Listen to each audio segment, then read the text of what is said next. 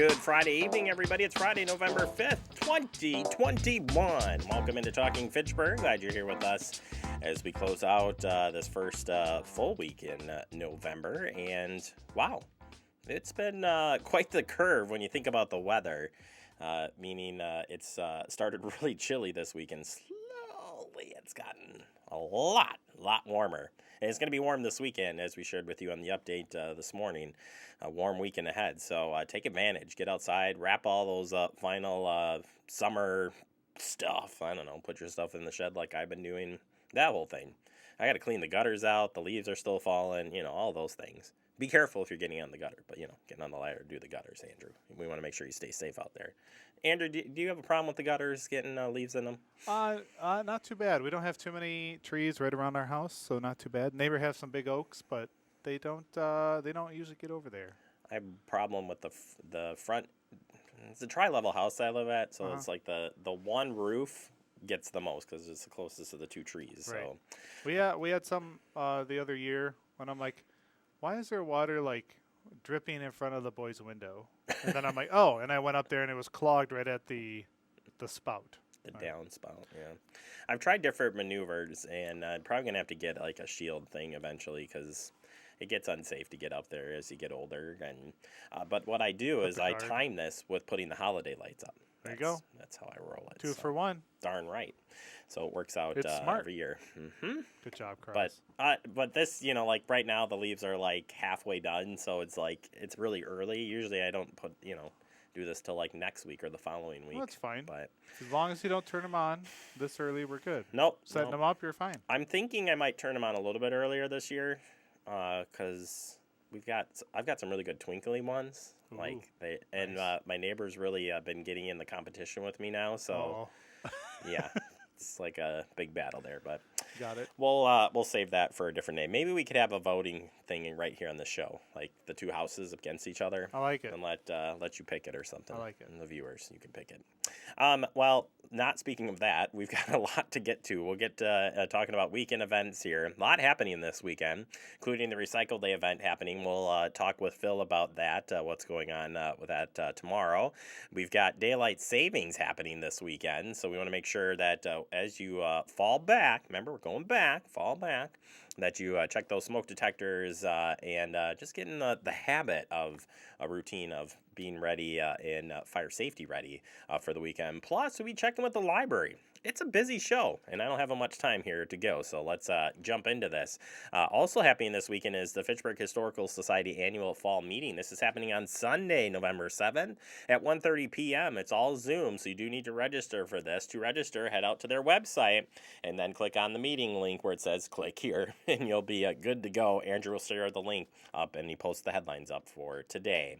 Get Festa with Agora is canceled for 2021. This event has been canceled. We hope to see you in 2022, it says. Please do, though, stop down and view the beautiful outdoor holiday light display for December, and be sure to check out the Agora retailers for great gifts, gift cards, and so much more.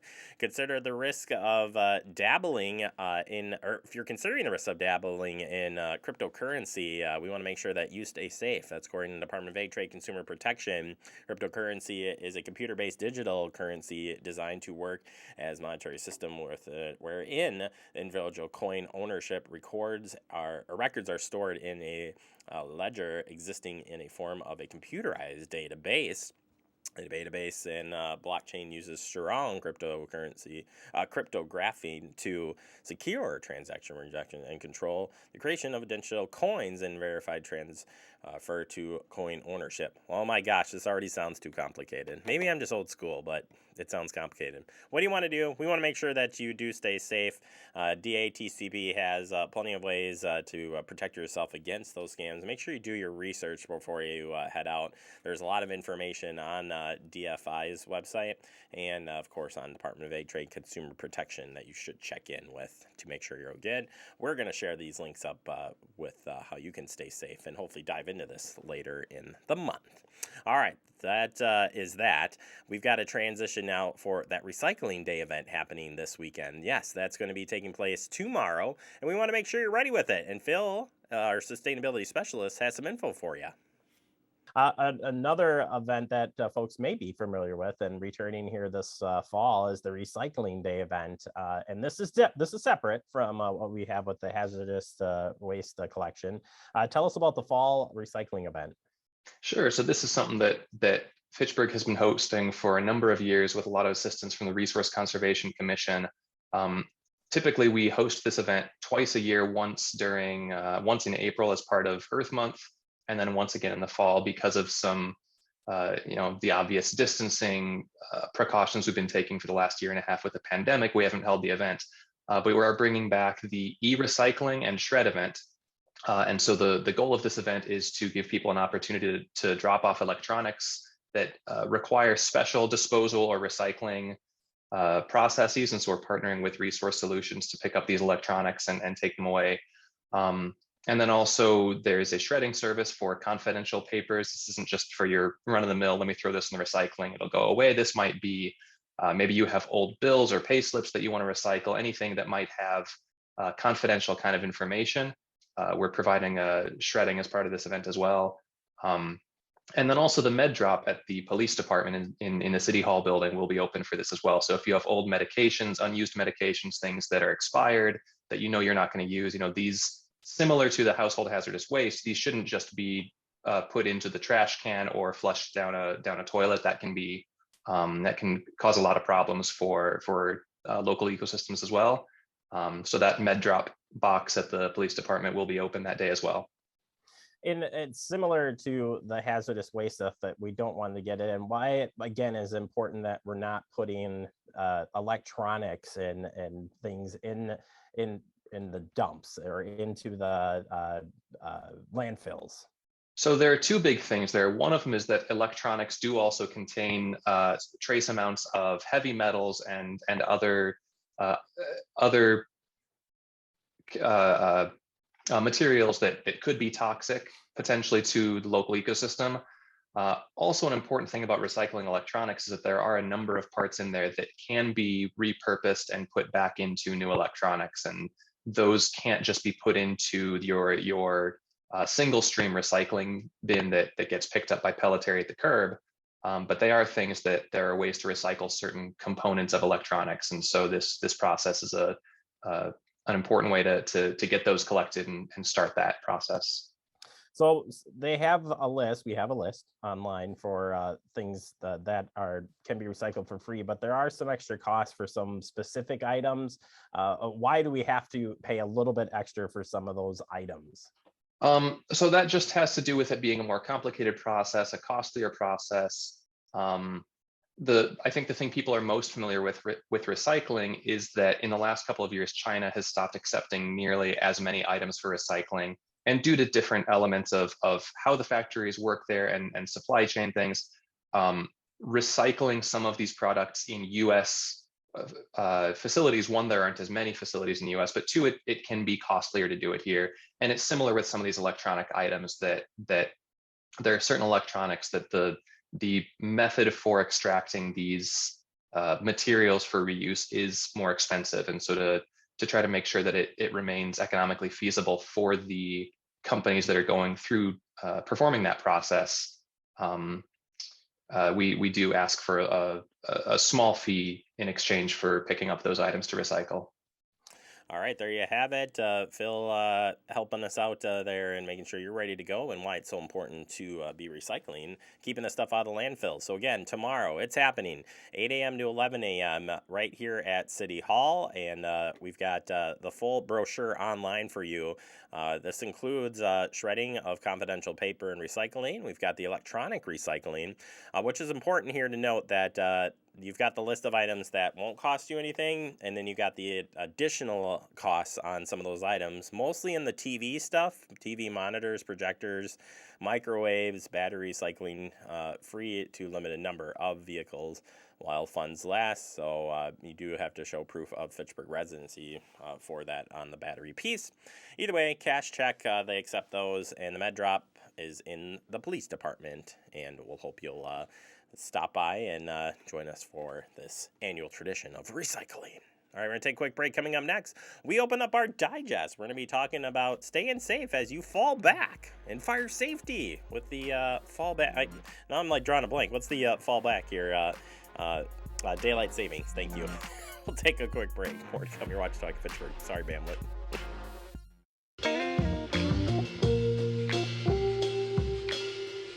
After you joined our family, it was like, I really do feel complete now.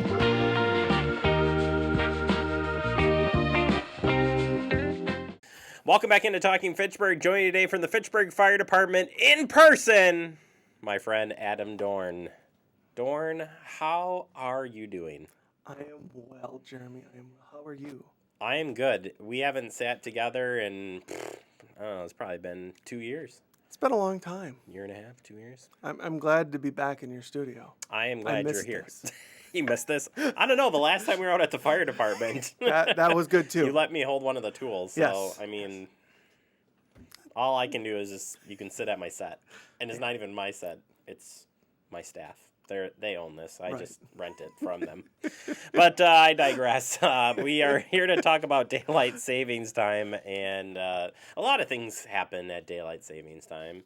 Certainly, you fall back. Make sure you turn the clocks backwards. Think fall back, which took me 22 years to figure out, but I'm happy to do that. But you know, it's a classic time to check those smoke alarm and CO alarms. Well, I want to say CO alarm, you know, the combos, all of those things. You want to check all those things. And since this past month, we've had the fire prevention or fire safety prevention, whatever order you want to say that, and talking about the beeps. It seems like just fitting this year that it is. More people are going to check it, I bet. Yes, I strongly believe that. Okay, well, I hope you believe that because it's so important. So first and foremost, we're talking about these detectors, and we did some really great stuff last month, which you should check out about smoke alarm and stuff. But recapping that, why? Why do we even have to do it? A lot of them are like plugged in now, like, you know, direct electricity. You know, why do we even have to check them? Working smoke alarms save lives. It's as simple as it gets. Working smoke alarms save lives. You have very limited time to get out of a building, out of your home, when you do have a fire, and those smoke alarms do give you every second that you possibly can to get out. It's as simple as that. It is. So maybe to not only check the batteries and stuff, you know, is super important, but what about doing like an actual test with your family during this time? Like, how many people actually take the time to do that and actually listen to the beeps? Yeah, that is a great point. It is extremely important to make sure that we are testing our smoke detectors, but when we test that, to make sure our families know exactly what that means.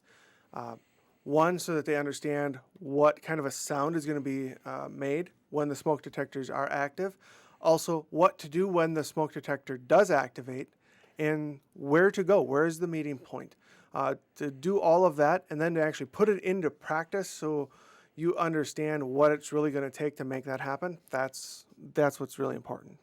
It really is. And I think having a plan, I feel like there's been so much emphasis in getting smoke detectors and carbon monoxide, you know, get them in, and where do you actually have to have them before we even go on to the next piece? Is it every room? Is it every floor? What's the deal? Yeah, so it's a little bit different for each type. Carbon monoxide detectors, it's one on every level of your home where there's a gas-fired appliance and outside of every sleeping area. So if you have a ranch-style home, a single-story home, you will have carbon monoxide detector in the basement and one outside of your bedroom areas. That's all that's required. Now, if you have a two-story home with a basement, you would need one in the basement for your furnace area, one upstairs if you have sleeping area upstairs, which is most common. And then if you have gas-fired appliances on the main level, such as not furnace, that would be in your basement, but your stove, maybe a fireplace, something like that, you'd need one on your first floor as well. What about in the garage if you have gas heater out there or something? You could, being that you're going to have vehicles in there too that are going to produce carbon monoxide and all the other emissions from a vehicle, you're going to get a lot of false readings there. It's going to go off quite a bit because of that. That's why it's more important to be in the home than in the garage. So to counter that, I put an extra detector because I invested. You'd be proud of me. I invested in detectors that one goes off, they all go off. Yep. Because I was very nervous about the one in the basement because it's a tri-level. I think I can hear it, but really I'm a pretty sound sleeper, so I don't want to risk it anymore. So we went with that. So I took the one down there and I just set it near the garage because I was lazy and haven't hung it up yet. But it's there. Not a bad deal. But tri-level, same difference. Same thing, right? So I actually live in a tri-level. Me too. I have a carbon monoxide detector up outside of my sleeping area, and then I don't have any gas-fired appliances on the main levels. And then in the basement, I have my furnace. So I actually have one in the basement and one outside my sleeping areas. Fantastic. All right. So going back to what you were saying about doing the testing, having the plan of where to go to, also comes to that action plan of where you're all going to meet after they go off. Part of pulling all of this together. Good idea. Yes. Why? Well, think about this.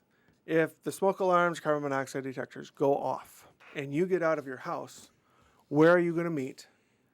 And when you go outside, are you all going to the same place? Because if you don't go to the same place and we pull up and we go, is everyone out? And people are going, I don't know, or I haven't seen them.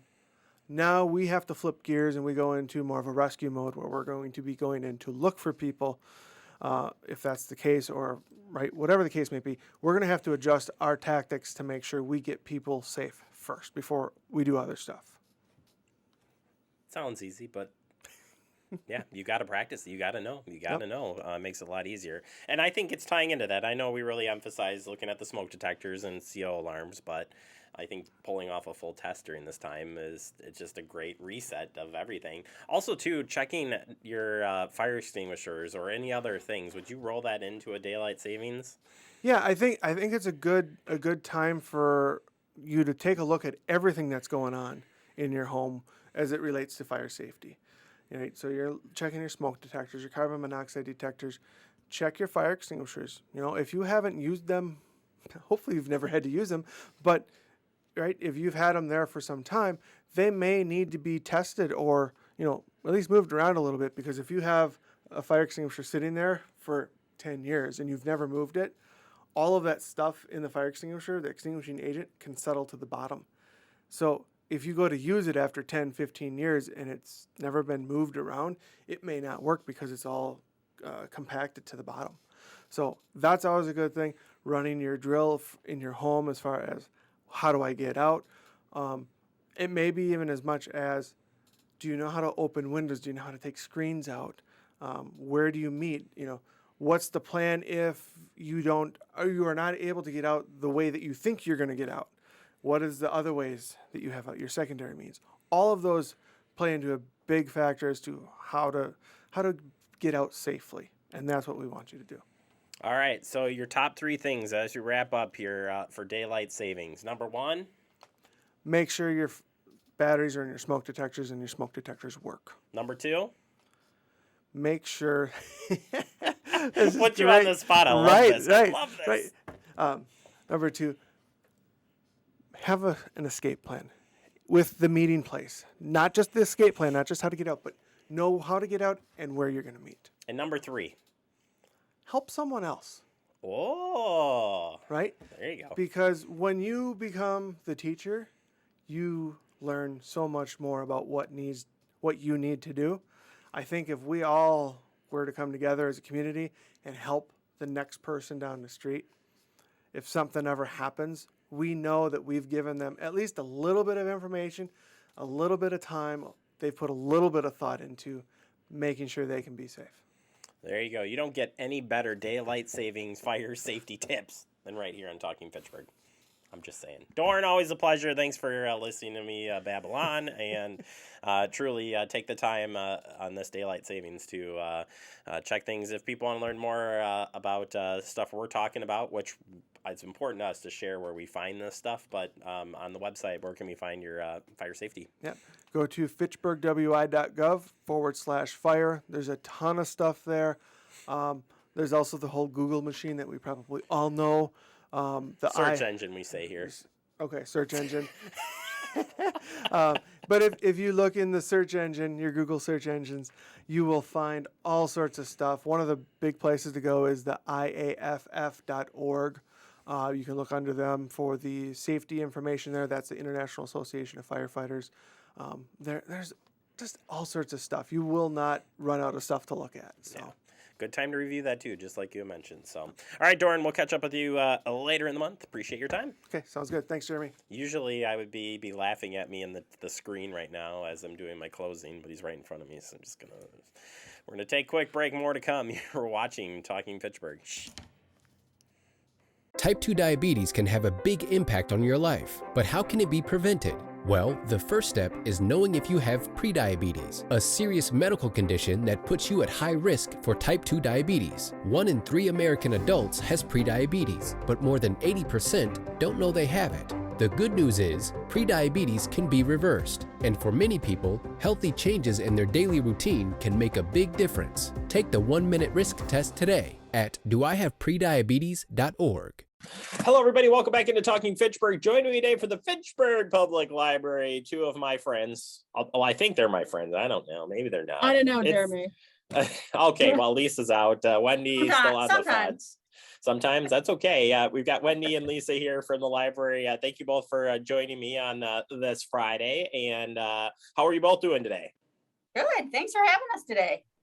Welcome back to the show. I haven't been here for a while. Nice Yeah, I wasn't gonna say anything, but Lisa's a pretty regular guest on the show. But Wendy, might need to add like a post-it back there. Remember Jeremy? Maybe. Maybe. I'll think about it. Yeah, I'm just saying. All right. All kidding aside, we love having you both on the show and love all the activities that are going on at the library. And we'll start with you, Wendy, on the kids programming. We got some online kids programming here for the month of November. Yes, so we got some exciting stuff going on. I'm going to go out of date order because there's something a little messy coming. I'm going to save that for the end.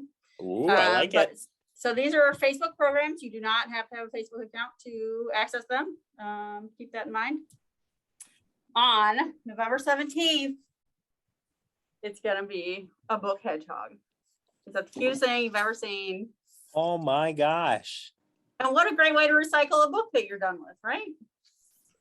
I was peeking in his quills to see if I could identify what book it is, but I couldn't. That is so cool. Yeah. Can I get like 5 of those so I can hand them out as staff gifts this year? Can you? You can watch the video and learn how to make them. Well, if you ever watched the crafts we did with the library in the past, you may want to rethink that. I did. Yeah. Ouch. Okay. That one's debuting on November the 17th. On the 24th, awesome. This is called string art. String art. So I don't know exactly how this works, but I believe you're dipping a string into some ink and making a design, and then you're gonna sort of fill it out with your own artwork. Wow. Yeah. So did Tim do that mock up for you, or? I don't think so. I don't know for sure, but I don't think so. Gotcha. So that is going to be out on November 24th. All right, now for my favorite one. Are you ready? I am ready. This is going to get messy. What is that? This is pumpkin slime. Pumpkin slime. And there's actual pumpkin seeds in it. And you're opening this up. I know, I'm a little scared. Here, I'll just... Ooh, it is slimy. Does it smell like old pumpkins? No, not really. I think if this was my slime, I'd have to put a bunch of glitter in it because I really like glitter slime. Sure. But yeah, so we're going to teach you how to make that at home on November the 10th. That's coming right up. So I think if you've got pumpkins left over from Halloween, this might be a really good way to use some parts of that. I think kids will love it. It's super messy, I think. Yeah, I'm not sure how to follow this up with. Wendy, why don't you just keep playing with your slime? I know. I think I'm going to. You can't really see it, but off camera there, she's oh gosh. All right, well, we're just gonna transition to Lisa. We've lost Wendy at this point. Lisa, on the adult side, we do have some in-person, I'm gonna call it hybrid programming going on. Continues. What do you got on your front? Definitely. So I'm going to go in date order because I can. So November 10th, we have our adult craft evening. It's at 6:30, Wednesday, November 10th. If you come in, you can make a wrapped wreath. Wow. That's so cute. It's super That is cute. really cool. Yeah. What's that made out of? It's like a styrofoam ring, I think, and then it's wrapped with like cord and ribbon and has like, yeah. So you can get ready for the holidays. Yeah. With a little wrapped wreath. Well, that's a It'll have lot all the less supplies messy for than you. the slime. Yeah. It yeah. is. It is. All right. All right. I like it. I like it. What else you got? So then we have our 3 adult book clubs. So on Wednesday, November 17th, our Wednesday morning book club with Erin at 10 a.m. We'll be discussing The Henna Artist by Alka Joshi. So if you want to pick this up, we have audiobook and print books available. On Thursday, November 18th, so the day after that, we have our evening book club. It's at 7 o'clock. We are going to be reading a memoir called The Yellow House by Sarah M. Broom. This is with Rebecca that we'll be talking about this. And these are, all our book clubs are going to be hybrid. So you can either come in person or you can email the librarian in charge and they'll give you a Zoom link. And we have an owl set up in the library. So it's been working really well for us. I am going to plug something in December. I'm sorry, but it's super early and we never catch it. But for our 3rd book club, we're going to be reading The Lager Queen of Minnesota. This is our Good Yarn book club. It's like a crafting and a reading book club. It is December 2nd. We're going to be reading this book by J. Ryan Strattle. So, wow. That's exciting stuff. And real quick, how do you guys choose the books? The librarian in charge of each program picks their books. They go through usually about a year in advance. Sometimes they usually pull the group members to see what people are interested in reading. And we get a wide variety. So we do nonfiction, we do fiction, we do like genre books. Just, I think last month, our evening book club did the Go Big Read. So it's quite a variety. So maybe if you don't like the books this month, you might like next month.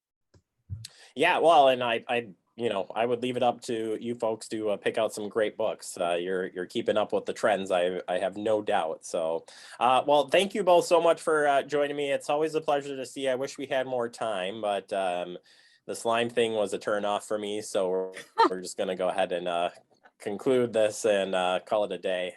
But either way, nice seeing you both, and we'll see you back here next month. Thanks, Jeremy. Oh, I'm sorry. Real quick, the library's closed on Thanksgiving. Sorry. Correct. And the mask mandate. We still got the mask mandate. All of city campus, including the library. We follow our Dane County protocols. Is that correct? We do.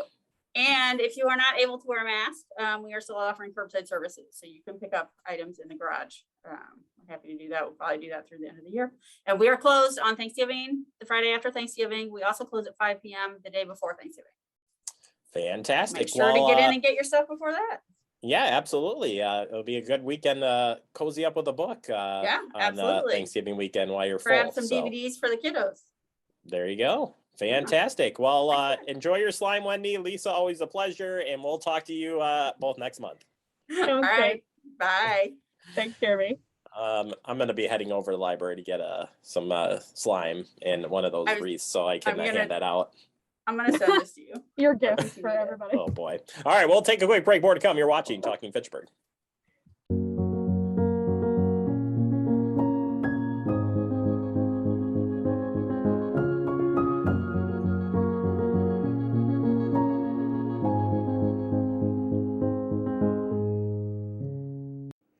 Welcome back into Talking Fitchburg, wrapping up the show for the day. I want to thank the Fitchburg Public Library for stopping in for a visit. Always have fun talking to the library. And Adam Dorn, Fitchburg Fire Department. Make sure that you roll those clocks back and check those smoke detectors. Beep, beep. I'm done. I've had a week, okay? That's all I'm saying. Go to the graphic. Go to the graphic. Hey, you can check out that interview and more and like us on Facebook. And we'd love to hear from you. You can send all that to Andrew Bamlett. Have a great weekend.